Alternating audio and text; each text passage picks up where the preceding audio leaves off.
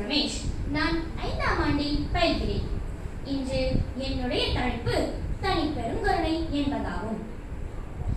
வள்ளலார் வழங்கியுள்ள மற்றொரு கருத்தாழமிக்க சொற்றொடர் தனிப்பெருங்கருணை என்பதாகும். தனிப்பெருங்கருணை எனும் இச்சொற்றொடருக்கு கருணை எனும் சொல் அடிப்படையாக அமைகிறது. கருணை எனும் சொல்லின் பொருள் அருள் என்பதாகும். வள்ளலார் இறைவன் தனிப்பெருங்கருணையாக இருக்கிறார் என்பதை கண்டு தெளிந்ததால் இறைவனை உணர்த்துகின்ற சொற்றொடராக தனிப்பெருங்கருணையை அமைத்துள்ளார். உலக வாழ்வு சிறக்க அன்பு தேவை. அதனாலேதான் வள்ளலார் கருணை, காருண்யம் போன்ற சொற்களை தன் வாழ்க்கைக்கு அடிப்படையாக்கி கொண்டுள்ளார். கருணையை உலக மக்கள் அனைவரிடமும் காட்டும் பொழுது அது பெருங்கருணையாக